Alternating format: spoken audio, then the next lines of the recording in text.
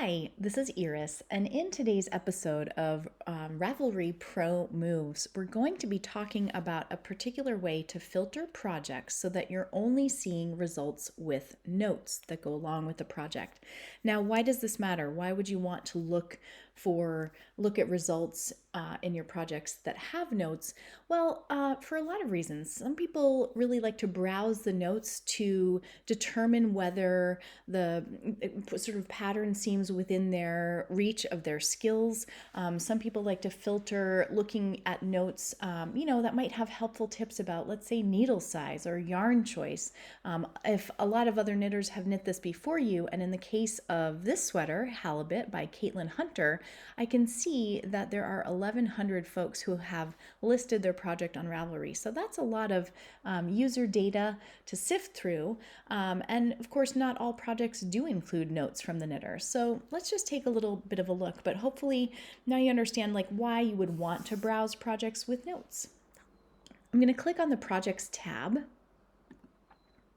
So now I have a whole bunch of all of the results, and right at the top there's the project spotlight. These are usually a few of the designs that have been knitted that the designer actually wants to showcase. So these are sort of like the designer's faves, which is always kind of neat to see. And then they move into the result list. Now, one of the things I personally enjoy is looking at, if I'm just doing a quick browse, I like to see this thumbnail format where I'm just seeing the image of the sweater. I'm not seeing any of the details. And you can change that view by over here on the upper right hand corner, view results as, and I've got mine set to large photos, but you can go back to small cards. Typically is the default that Ravelry sets for you. So the small card format is like this. And then there's another view where it's the large or the tall format, which is like what we're seeing here in the project spotlight. So that's just a little bit of an aside. Okay, so I'm actually going to leave my results as small cards right now because that will allow me to skim for the notes. But where I'm going to go to select projects with notes is right here where I'm circling my mouse, filter these projects. And I'm going to select the third one down, which is projects with notes. There's other filters you could add and you could explore as well in this drop down.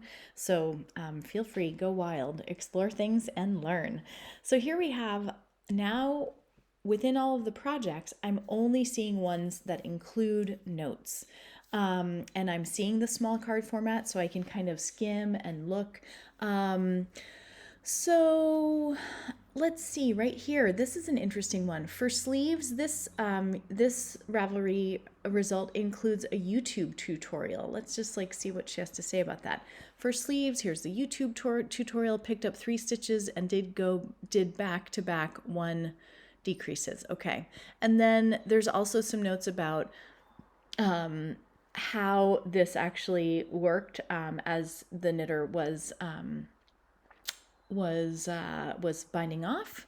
So that's interesting. But then let's do a little more scrolling. So I'm skimming here and I'm seeing a couple of these second or third and fourth results here seem to include some information about needle size. So Sarah from online, this person says stockinette gauge works with size 6 needles, but colorwork swatch was a little tight. So going up to a size 7 for that. Now, as a knitter, that's a note that I'm going to tuck away. If I get really serious about this sweater pattern, I might kind of want to favorite some of these ones that have what seem to me to be helpful tips. Like that one about needle size and colorwork was a good one. Here's another one about needle size. So this person is saying, went down a needle size for main and ribbing to get a tighter stitch. Okay, great. Ooh, this is cool. Okay, here's a male presenting person who's wearing the halibut, and I'm seeing that it says the arms need to be wider than suggested for a male wearer. otherwise fits nicely. So I don't know, maybe I'm a female person and I have a larger arm. So I might want to be thinking about how to adapt for arm size, maybe especially paying attention to the schematic about the circumference at the arm, that kind of thing. So I'm gaining data, I'm gaining information about the details of the sweater.